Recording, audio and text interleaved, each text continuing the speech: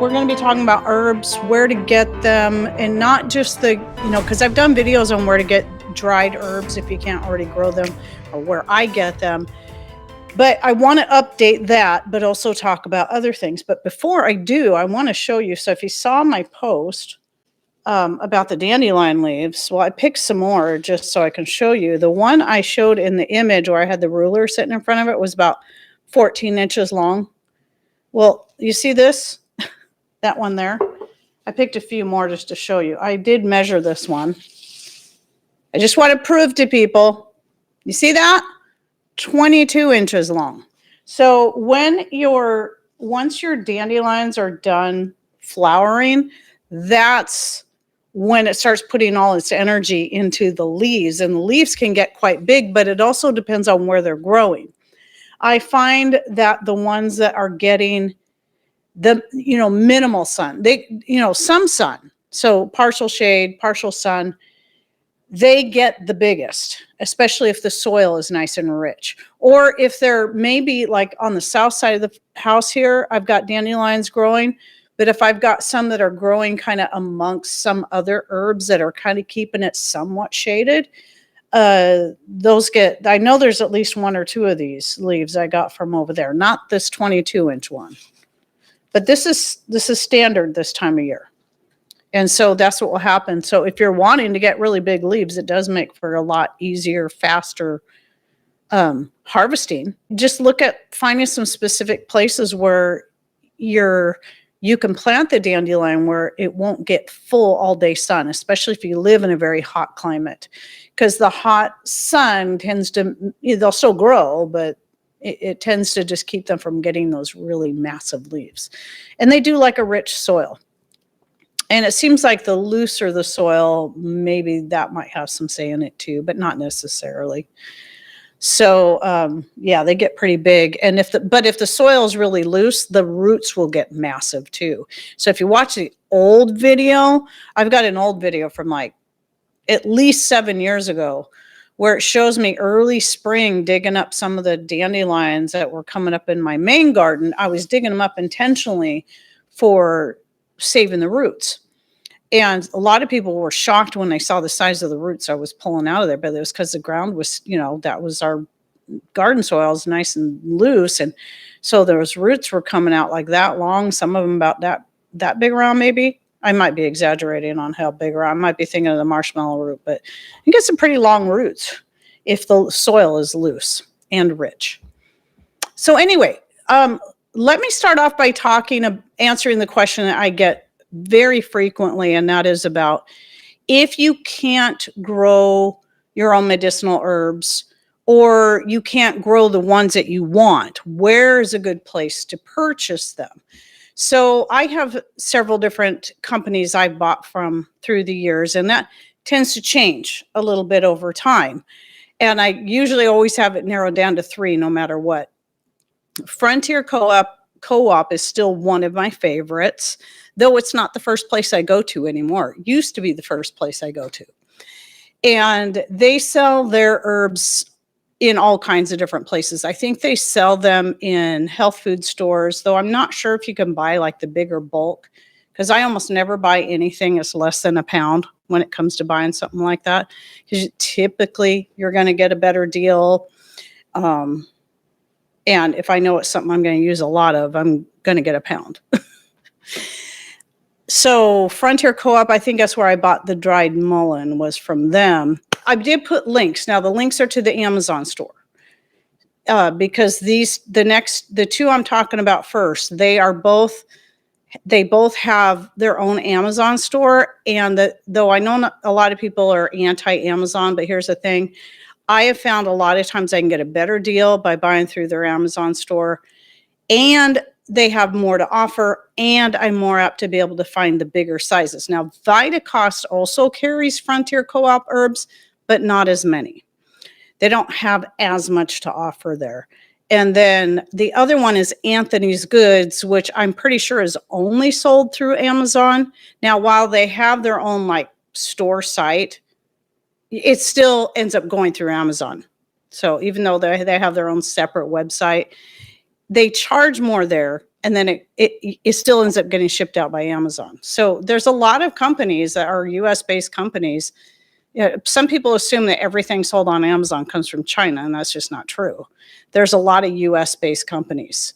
Like I've mentioned many times, I've got some really beautiful spoon rests that were made from a Christian lady down in Oregon, and they're beautiful. And she sells her stuff mostly through Amazon. And then the pasta dishes and the coffee mugs I got from a guy based, from Utah that was handcrafting them. I don't think he's doing it anymore. I got those through Amazon. So I'm going to talk about mountain rose herbs in a minute and why I do not purchase from them. But now the number one place I always go to first, because they're getting more and more stuff, is Azure Standard. Now, I don't always get the best price through Azure Standard. So out of those three, a lot of times now, Anthony's Goods has the best price. But I still try to get as much as I can from Azure Standard, because I'm just all about trying to support them as much as possible. But I also like getting the best deal as I can. So it's kind of like it's a toss-up. And it just depends on what it is and what the price difference is. If it's a pretty big price difference and Anthony's Goods is a lot cheaper, then I'd probably go with Anthony's Goods. I've been pretty pleased with Anthony's Goods products, and they sell more than just herbs. They sell all kinds of stuff. I've got some of their, back when I was doing a lot of baking for our gluten-free friends, I get some of their gluten-free flours there. I like their buckwheat flour better than the one from Azure Standard, because Azure Standard leaves the hulls in, which don't hurt you. I just don't like the way it makes the flour look. And then, whereas Anthony's, it's a little more expensive, but they also have the hulls removed from the buckwheat. So as far as a store goes, a company to buy herbs from that I don't already grow or cannot forage for, those are my top three. Okay, so let's talk about where to purchase seeds and or live plants if you're wanting to put some of these different herbs into your garden and you don't know where to find them.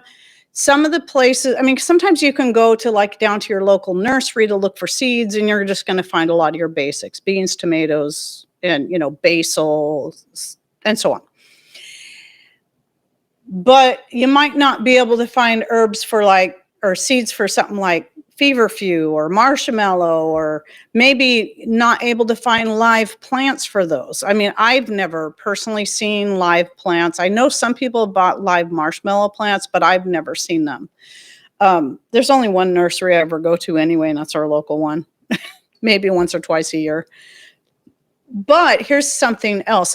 I still recommend looking in your local nursery, because if you can't find what you're looking for, a lot of times you can go talk directly to someone or call them up and just say, hey, can you order up such and such seed or such and such live plant? And sometimes they'll do that for you. It just depends on what time of the year it is, if they've got an order that's going in. Our local nursery has ordered up plants for me before. If they can't do that, or if you're one that prefers to just shop for stuff online, well, don't forget, I sell a lot of herb seeds. All of it's organic, grown naturally, no nasty stuff in there. Etsy is actually a pretty good place to look for seeds, though I don't support Etsy anymore. Here's the nice thing about places like Etsy. I'm sure there's other places you can look at. But if you're going to, or even if, Etsy is all over the world. So the nice thing about it is you can look for seeds in that are coming from an area that's more local to you. And there's always somebody selling some kind of thing that you can't just find in your local nursery, or maybe not even on Baker Creek Seeds, which I stopped buying from them several years ago too. But I have bought a lot of seed over the years through Etsy from sellers that specifically looking for people who live in an area that would have somewhat similar climate, and in the United States as well. So I can have a better chance of them actually doing well for me, rather than I'd try to avoid buying seed from Florida or Mississippi because usually if it comes right from there, if that's where it was grown, typically it's not going to do well. Sometimes I'll still, if that's the only place I can find something, then I'll still give it a try, because I figure if I can at least get one plant to survive and then put out seed the next year, then I can get some better, something that's more acclimated and some good viable seed for my area. And then of course, Azure Standard. Azure Standard also now sells seeds. I've got some rutabaga seeds from them, pie pumpkin seeds. I got a few other things. Some of them I planted so far, they seem to be doing pretty good. And then I bought some live plants from them as well. They do sell live plants. At least right now they're doing it. So I bought a few. I got what was it? A bee balm, a lemon bee balm. I thought I'd just try for the heck of it. And get this, even though I have a lot of yarrow seed, I realized way too late that I lost my yarrow. All my yarrow's gone because it got crowded out. So all of it. And I used to have this massive big patch of yarrow. I got to have my yarrow. So I bought a pack. It was like, there was like 4 plants in the pack for $3.95 yarrow. They're just little. And I did go ahead and get some seeds started, and now they're growing. Then, of course, there's always wild foraging. Now, obviously, what you can forage in your area is all going to be dependent on your climate. If you live where we do, or or in a climate like ours that's very cool and wet, you're most likely to be able to find things like turkey tail mushroom, usnea. Most people can find dandelion and plantain, and what else? Horsetail. I don't know. I think horsetail you can find in just about any climate. It still tends to, it's going to grow, if it's the right horsetail, it's going to grow closer to any place that's real more marshy and wet. Because I know over on the east side of Washington, east of the Cascades, horsetail does grow right along the banks of the river, Wenatchee River. Let's see, self-heal. I think a lot of people can probably get that, but that grows crazy around our area now that I know what it is. Lamb's quarters, pineapple weed, and nettle. Now, I do grow some of this. I allow it to grow intentionally just on my own property instead of going out and foraging for it. I just kind of let it come in. Oh, red clover is another one. I knew there'd be a bunch of them I'd forget.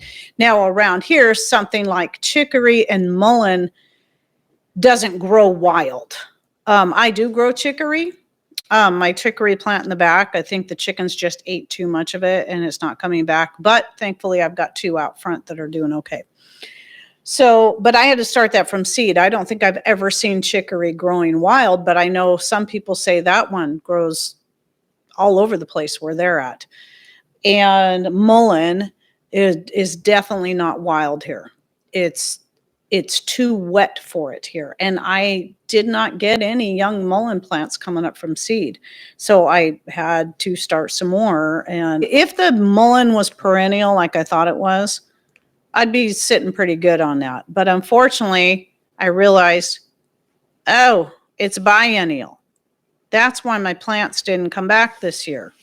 But yeah, there's a lot of stuff. There is a lot of medicinal herbs that you can forage. Now, foraging is one of those things, though, that's not everybody. Some people are handicapped, some people are elderly, and that's something that's really hard to get out and do. However, just like with me here, I've just kind of made areas where I allow the red clover, the dandelion, the plantain, and the like to grow. Even though those are things I could go forage anywhere. I don't want to. I don't want to do that. I just don't have time to constantly be going up. The only thing I go forage are things that grow wild down at our other piece of property. And that's always kind of nice to get a nice day. I get to get out of the house. I can just go right down the street to our own piece of property. And that's where I get the horsetail, the wild blackberries. Typically, that's where we're going to find turkey tail mushroom growing, usnea growing on the birch tree. Not birch, alder trees. I said birch because a lot of people see them and they think they're birch because they look like birch. They're alder. So, but yeah, the usnea really likes those alder trees down there. So I can usually get all kinds of usnea down there. So this is why I'm not too hurt about the mullein, because usnea is also very, very good for the lungs. And by the way, on Azure Standard, I saw mullein starts in there. They look like good, healthy starts. King Seeds in New Zealand has a lot of seeds, and they are cheap. Thank you for sharing that. For all you New Zealanders out there, chamomile doesn't, it's an annual. It doesn't do super great here, which I think is weird because pineapple weed is a very, very close relative of chamomile. Yeah, we have tons of pineapple weed, and it grows like crazy here. And if you like, it'll grow anywhere. It'll grow in rocky soil, dry, but it never gets very big. But if you grow it like in rich soil and it gets plenty of water, it gets huge. Like, in rocky soil and it gets like that big. But if you grow it in a main garden, like in a rich garden, it'll get like this tall. What is that? At least a couple of feet tall and get big leaves. But yeah, it's very closely related to chamomile, though I like the aroma and flavor better because it's got that mild pineapple kind of flavor to it. Let me go ahead and go over the mountain rose. And I'm just going to say this. This is my opinion. You got to make the best choice, what's best for you. Mountain rose herbs is out of Oregon. They are high quality. They're not cheap, but they are all organic. At least last I bought from there, everything they had was organic. Here's the deal. And I will admit that I haven't gone back and looked recently to see if they've ever taken back or changed their stance on something. And this something has to do with the life of the unborn. So years ago, they made a decision to support an abortion doula. Believe it or not, there is such a thing.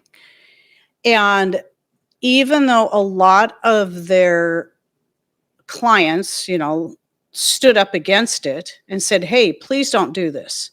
Please do not publicly support something like this, because if you do, we're going to stop doing business with you. They didn't care.